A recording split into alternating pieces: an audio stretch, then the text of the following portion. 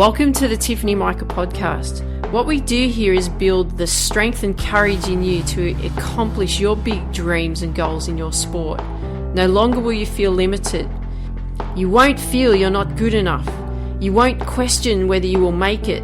Those doubts will disappear because you will have the competitive edge over your opponents and leave them in your wake. And the bonus is others will notice. Listen up and take notes because I will show you exactly how to do it.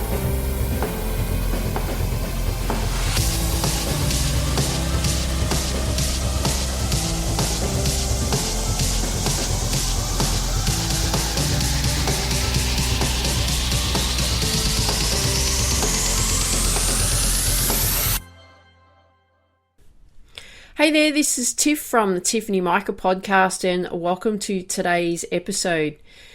How would you know if you've hit a plateau? Interesting question, isn't it? Because plateaus do come. Plateaus do happen in everything we do, not only in our sport, in life, everything, okay? So let's have a look at what a plateau would look like.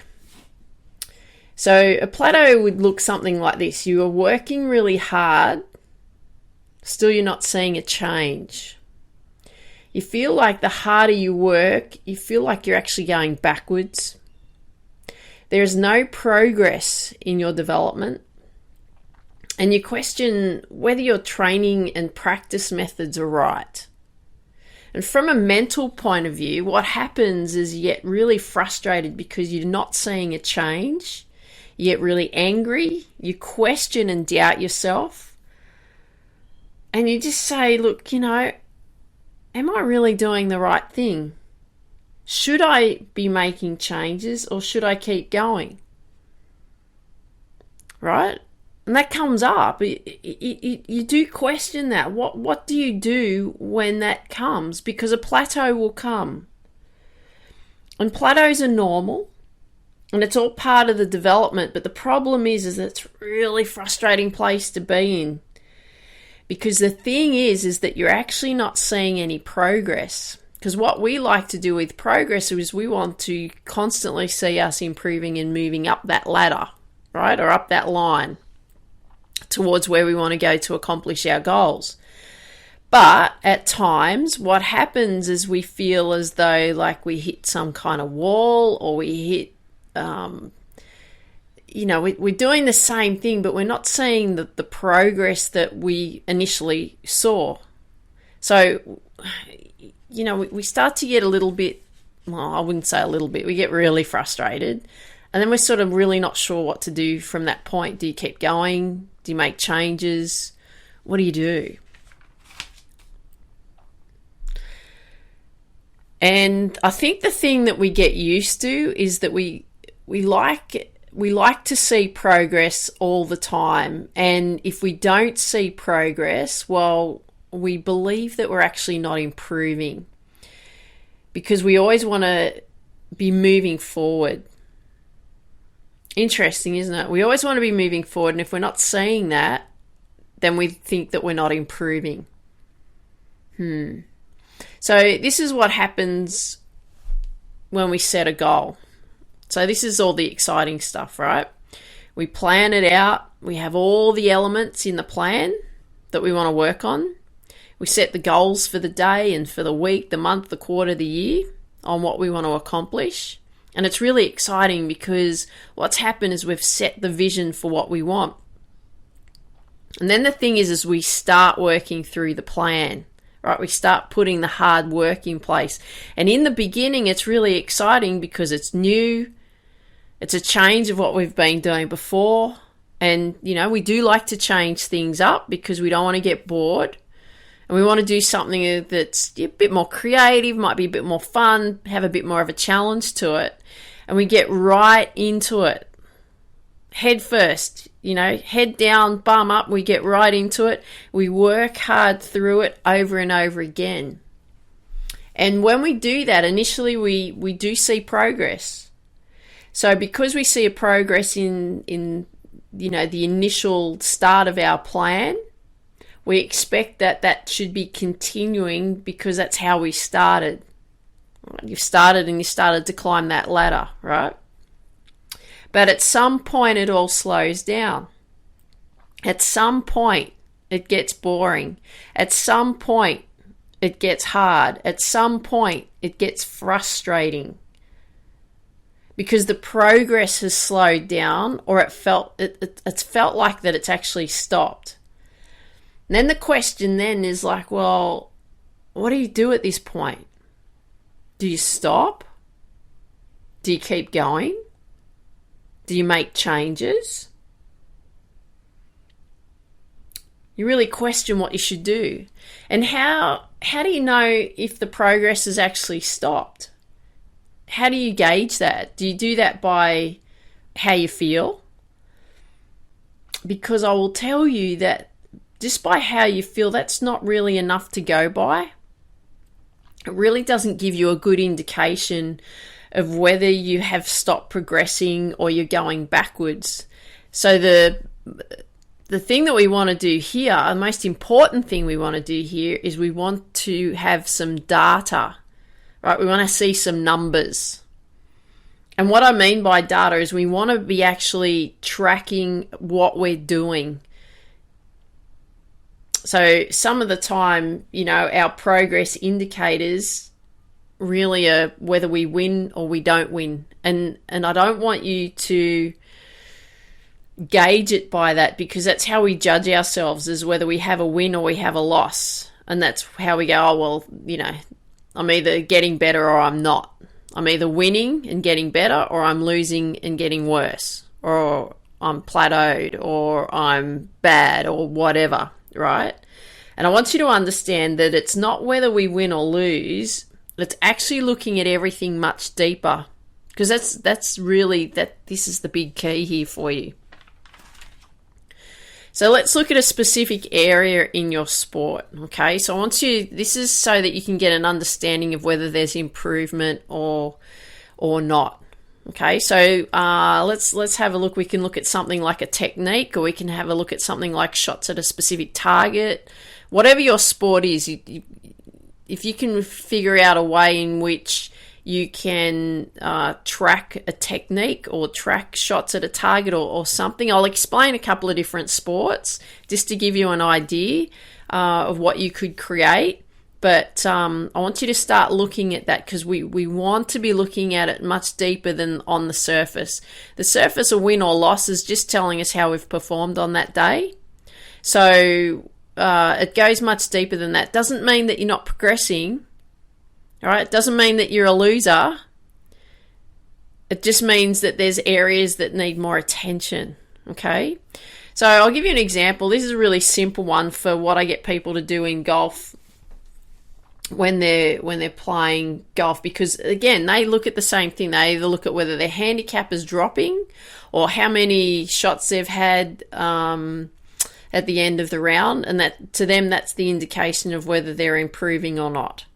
And it's much deeper than that. And what happens, and even with golfers now, majority of the golfers that I teach are older, right? So they're in that older category, the baby boomer category, older, over the 60-year age group, because that's what really, golf attracts at, because it requires time and so on, because they got more time. So people that I teach in that age group with golf, is that's how they judge whether they're improving or not, by the score they've had on the day. So if they've scored well, they're improving. If they've scored bad, they're not, right? And they don't understand that it goes in much deeper. So with you in your sport, doesn't matter how old you are. So if you're 14, 15, 16, 18, 20, 25, whatever, you do this, okay? I get people to look at this from a golf perspective so they get a better understanding of it. A lot of them don't do it because they don't have that vision that you have, right? They don't have that vision of the champion that you want to be. They don't have that vision. They just want to go out and play golf socially but play well, right? But I still get them to do this. So the ones that actually go and do this, what I get them to do is I do something really simple. I get them to track how many clean shots they hit, like really good, solid, pure shots versus bad shots. It's a really simple thing to do. And what I get them to do is I get them to track how many clean shots they've hit in the round versus how many bad shots they've hit in the round. And what they then do is they track that over, a 4 to 6 week period, so that they can get an understanding of the amount of clean shots they've had in that round versus the amount of bad shots that they've had in their round. So what they want to keep working on is they want to keep seeing an improvement of more clean shots versus bad shots. And even, if they had, let's say, 20 clean shots and 50 bad shots, for example, in one round, and then the next week they had 25 clean shots and 45 bad shots, that's showing that there's an improvement, right? So it's not just by showing up on the scoreboard. What we want to be looking at is we want to be looking at that incremental improvement. So we want to see that the fact is, actually, you know what? I haven't plateaued. I'm not going backwards.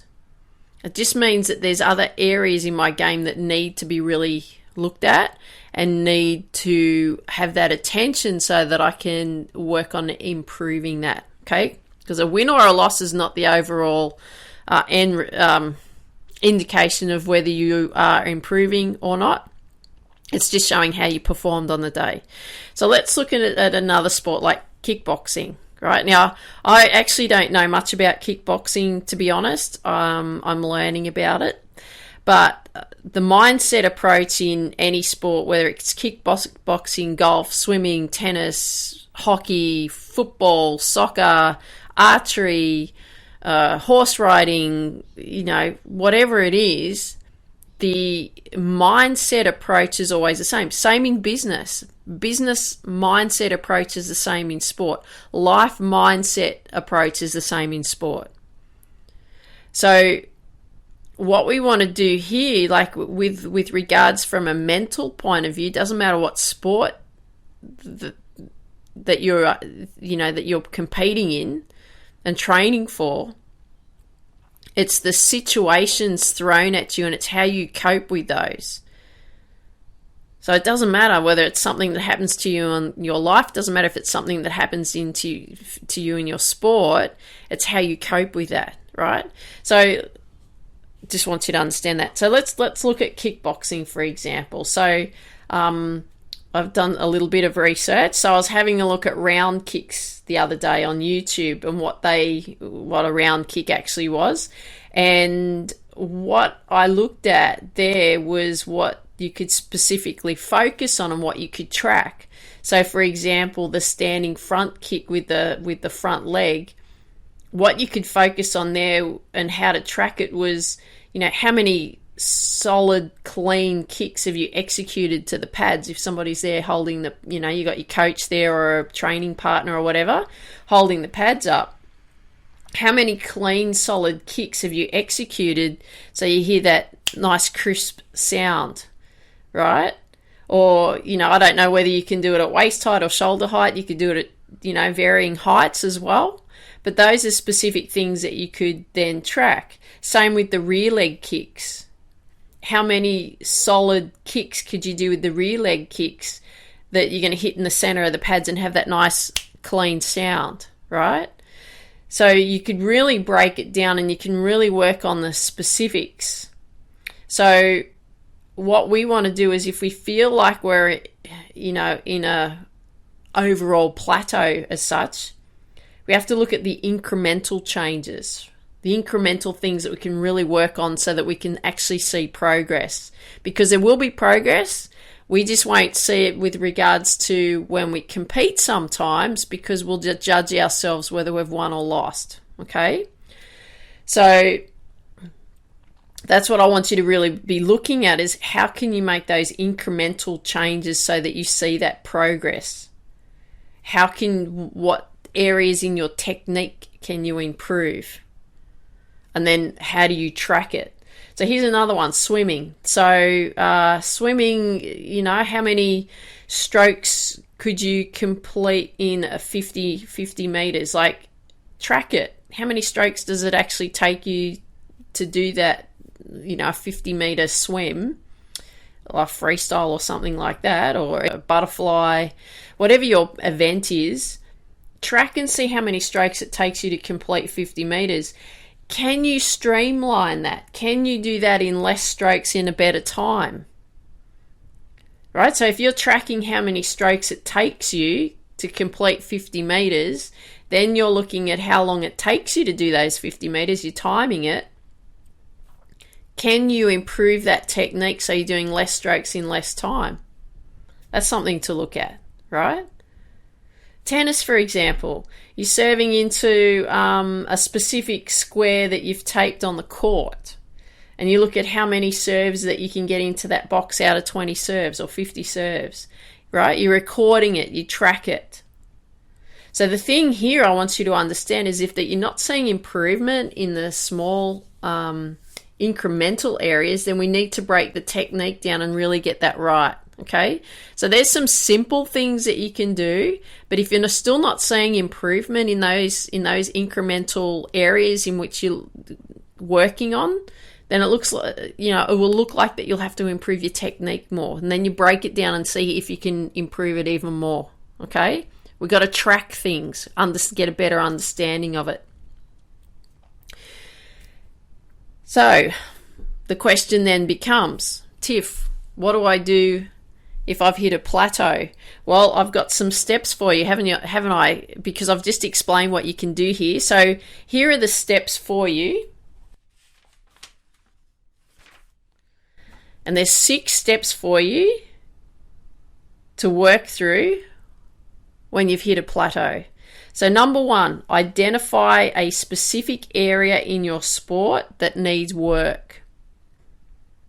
Number 2, create a way to track that area. Number 3, do it over a 4-week period. Number 4, compare the data you've accumulated.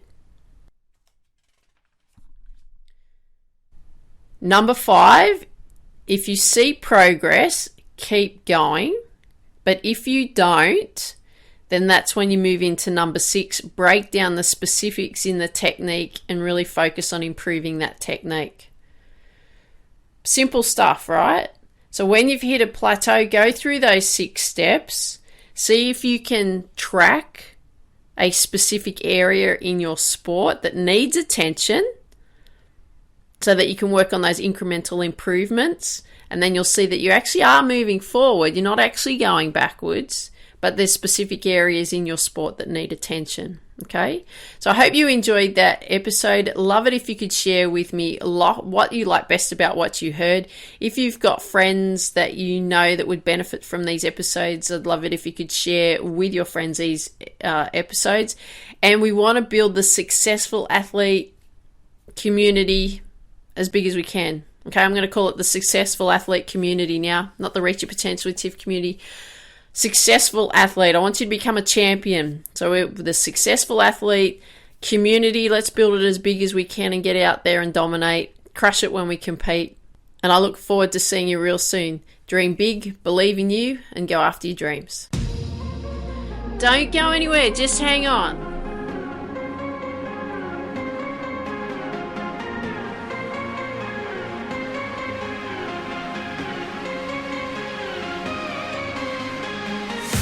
Don't go anywhere.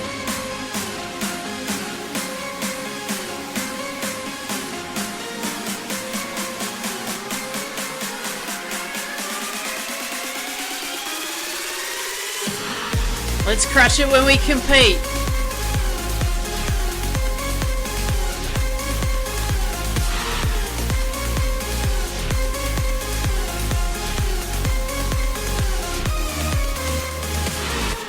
Come on.